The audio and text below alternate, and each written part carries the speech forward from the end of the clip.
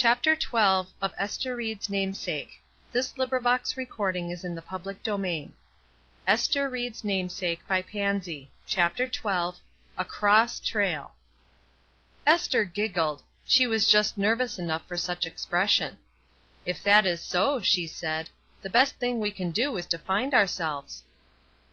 "But I don't know which way to turn. I have lost the sense of direction." The trouble in Faith's voice sounded strange to Ester. She had never before known Faith to be troubled. They were reasonably brave for girls who had lived sheltered lives and been steadily taken care of. They walked, because that seemed to be the only thing they could do. But they grew every moment more bewildered, and the path they had chosen grew every moment less like a frequently traveled one. As the shadows of twilight began to gather thickly, Ester suggested bravely that they give up trying to reach their party on the picnic ground, and make at once for the halfway house. She spoke as though that were an easy matter, and Faith turned, as at her bidding, and began a steady tramp in an opposite direction, quite as though she was sure of herself, although, being used to mountain trails and their intricacies, she had no more expectation of reaching the halfway house than of reaching their party. "By this time they are out searching for us," she said suddenly, with the first hopeful note in her voice that she had been able to make. "Oh, do you think so?" Ester's voice expressed unqualified mortification. She was not yet sufficiently frightened not to feel that she would rather spend the night in the woods searching for the right trail than be rescued by any party of which Professor Langham would make one. The idea of their climaxing this ridiculous day by getting lost like two irresponsible children! But the darkness came rapidly. To add to their bewilderment, the sky suddenly wrapped itself in clouds, and the moon, on which they had so confidently calculated, what with the clouds and the dense leafage of the forest trees, could do very little for them. "It is going to rain!" Ester exclaimed, as they reached a stretch of hill where no trees were, and she caught a view of the darkening sky. "I thought it never rained in May in this part of the world. It needs only the roll of thunder and some flashes of lightning to give us a typical New England storm, such as my mother is always recalling." "Thank heaven we shall get no thunder and lightning," Faith said. "We have an occasional rain even as late as this, but without any such awful accompaniments. At least I think they must be awful. I have never seen a thunderstorm, or heard one, which should I say?" This girl who professed no decided belief in even the existence of a place named heaven was given, on occasion, to using the word in an exclamatory way. Ester noticed it, and looked at her friend with a sudden new sense of compassion. Her own religion might not be very satisfactory for everyday use, but, troublesome as it was, there was something irrepressibly dreary in the thought of being lost in a mountain forest without it. Suddenly Faith sat down on a bit of jagged rock. "We may as well sit as walk, for all I can see," she said. "We don't get anywhere. I have even a feeling that we are getting more lost every minute." "Oh, do come on," said Ester. "We can't sit still. How can you be so careless? You are very warm from fast walking, and now you sit on a stone in this chilly air." "Warm!" said Faith. "That is where you are mistaken. My teeth are chattering with cold this minute. I have a feeling that I shall never be warm again." Ester bent over and encircled the girl with strong arms, drawing her almost by force to her feet. "Come right along," she said bravely, almost cheerfully. "You mustn't have so many creepy feelings. How extraordinary in you of all persons to yield to them! We are sure to get somewhere if we keep at it.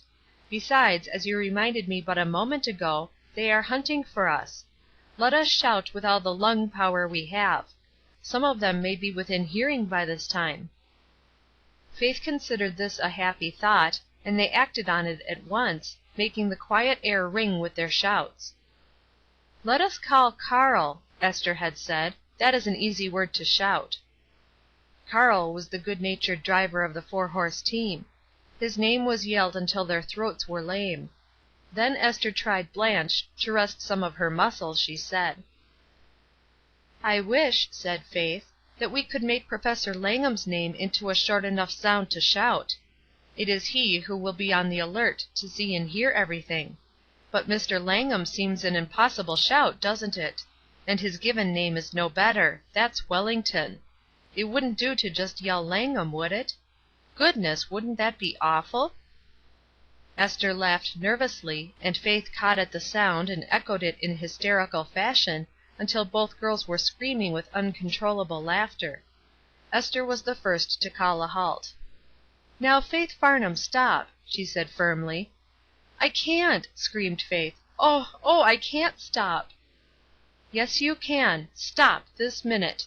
We are too sensible girls to let our emotions get beyond control in this fashion. We are neither idiots nor lunatics. Think for a moment what a contempt Professor Langham would have for us if he could hear us." Faith paid no heed to the hint about idiots and lunatics, but the thought of Professor Langham being a listener to her insane mirth brought instant self-control. "Let us hunt some brush and build a fire," commanded Ester. "That will warm us at least, and a rescuing party can see a fire better than they can hear shouts." "That is so," said Faith, rising at once and beginning the search for material.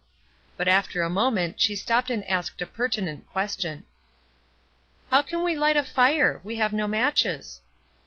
"Oh, dear," said Ester, "so we haven't."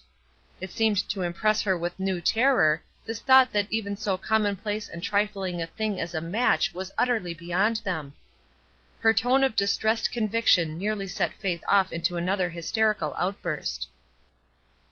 "Did you think we were smokers?" she giggled. "If we had only learned to smoke cigarettes that night when those horrid hall girls wanted us to, then we should have matches with us. Or if we had brought Mr. Langham along. He smokes. I've caught him at it.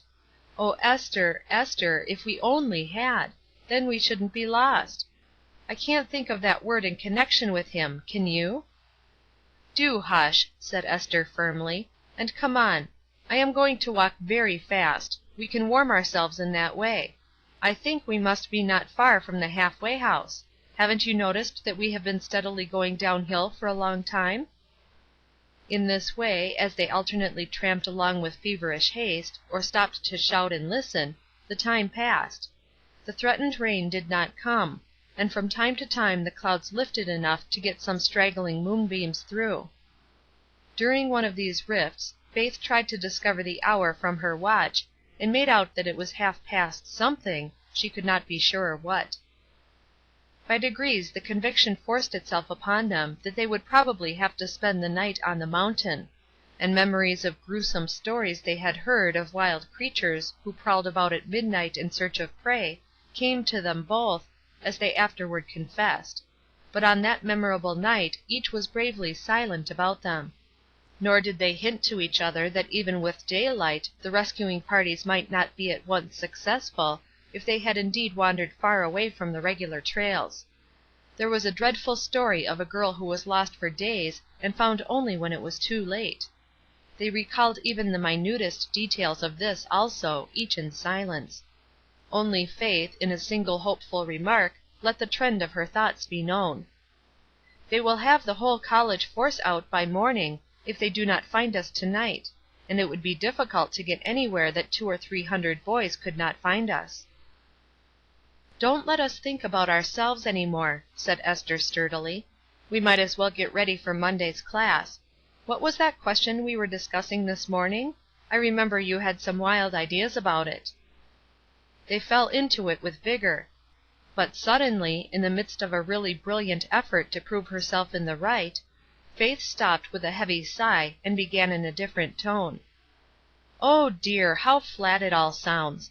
If you and I were only safe in our little beds, I shouldn't care which side was right, or whether both were equally wrong, should you?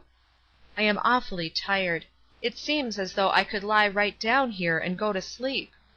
Then her tone changed again to one of eager joy. "Ester! Ester Randall! Look! Look there! No, no, not that way! There! Up there! Do you see a light? Of course it is a light! I see it plainly. It is some of our party searching for us. It must be, I tell you. Let us make for that light, no matter what the road is." Suiting her action to her speech, she seized Ester's arm and the two plunged headlong through the tangled underbrush, stumbling, all but falling, and recovering themselves with difficulty, still they pushed on toward the light. Long before they reached it they had decided that, being stationary, it could not belong to a rescue party, unless indeed, as Faith suggested, one had been detailed to wait and watch while the others moved. At last the dim outlines of a hut or cabin were discernible. "It looks like a place for keeping cows," was Faith's disappointed exclamation. But Ester replied almost cheerfully: "Never mind, if the cows are civilized enough to keep a light burning, they may have a fire and a place to drop down on without being afraid of the creatures outside." After what seemed to them hours of effort, they stood in front of the cabin, which was evidently inhabited by creatures who wore hats, for an old one was doing duty in the single window where once a light of glass had been. The two wanderers gazed at the door and then at each other. Should they venture, their eyes asked, or flee? "What may we not find inside?" said Ester. At that moment came the wild, yet almost human cry of one of the mountain creatures, sweeping down to them from the hill they had just descended. Faith shuddered and took a step forward. "What may we not find outside before morning?" she said. "It is a choice between two horrors. Let us venture." Whereupon she knocked boldly. The door was opened promptly, and the figure of a stalwart man in shirt sleeves, and with a shock of gray hair falling over into his eyes, framed itself in the doorway and stared. Faith was still the leader. "Could you let us, or could you tell us how to find the trail to the halfway house? We think we are a little out of the way, and want the shortest trail." The big frame shook with soundless laughter. "A little out of the way," he quoted at last. "I reckon you be. And I don't reckon that you calculate to walk that way to night? Why, it's a matter of 7 mile from here, and on the kind of trail that women folks don't like any too well by daylight." "Why," Faith exclaimed, surprised out of her terror, "that can't be so. The halfway house is only about 5 miles from the picnic clearing." "I reckon that's so too, but you're out of your way, sure enough, if you're lookin' for either of them places on this side. You are 'tother side of the mountain, on a cross trail. And for the matter of that you ain't had no trail to speak of in comin' over here. I reckon you'll have to wait till morning before you can git anywheres. Come in. As good luck would have it, we can keep you real slick. Our women folks is both gone over the other side, where they've got sickness, and you can have my girl's bed." His tone was kindly and hospitable, and he stood back and waved them in, with the air of one who was conferring a great kindness. The two, still firmly grasping each other's hands, entered the long, low room, whose only light was a lantern suspended near the one window. Several bunks were ranged along one side of the wall, the clothes on them hinting at sleeping places. The other furniture consisted of a kitchen table, 3 chairs, a couple of empty nail kegs, which did duty as extra seats, a clothes basket that was evidently serving as clothes closet, and a villainous oil stove, which was at that moment choking the air with its breath. These things the girls felt rather than saw, for their eyes were busy with another sight, that of 3 young men, who stood in a row against the wall as if on exhibition. That they were sons of the old man was evident from the striking likeness they bore to him. They looked, to the frightened girls, exceptionally tall, and they repeated and even exaggerated their father's stalwart frame. "I reckon you want to git right to bed," said the old man cheerfully. "It's right smart late. Me and the boys had some hard luck to night, and was powerful late gettin' home. Ain't it good luck, though, that Melindy ain't to home? It will make it comfortabler for them; though of course they could have bunked in right along of her if she was here." This remark was evidently addressed to the boys, who had no answer ready, and the old man turned again to his guests. "Maybe, though, you need a little suthin' to eat first? How's that, Jed? Could you get 'em a bite, think?" At this the tallest of the young giants looked down at the floor and grew red through his sunburned skin as he began to mutter something which was lost on the girls in their eagerness to disclaim the need for a mouthful of food. Convinced of this, the father lighted a bit of candle, a close-necked bottle serving as candlestick, and ushered them with evident pride into a tiny room, a sort of lean-to, which had evidently been an afterthought long after the cabin was built. "I reckon there ain't many gals has a whole room to theirselves," he volunteered; "but the boys and me, we allowed that Melindy was worth it, and she should have it. We made her bed wide so't her ma could bunk in with her sometimes if she liked, but she ain't never liked. I reckon she likes me and the boys too well to leave us." This information closed with a hearty laugh as the old man retreated, shutting the door after him. Even in her dismay Ester took her thoughts from themselves long enough to bestow infinite pity on that other girl who had to call this home. What seemed to her utter desolation reigned. The few pitiful attempts at ornament, like the broken-nosed pitcher on the pine-board table and the 2 or 3 coarse woodcuts tacked to the logs, served to deepen the sense of poverty and dreariness. To think that any girl must suppose these to be decorations! The bed, a widening out of the bunk style in the other room, was made pitifully gay with a patchwork quilt in many colors, and of impossible design. And although the bed clothing was really decently clean, the whole seemed somehow to accentuate the horrors of the scene. But Faith was not thinking of the bed nor its furnishings. She braced herself against the little door as if determined to shut out enemies, and turned eyes wide with horror upon Ester as she whispered: "Did you ever see or dream of such villainous faces? They are thieves, or something worse. Oh, Ester, I am frightened to death!" Chapter 13. Recording by Trisha G.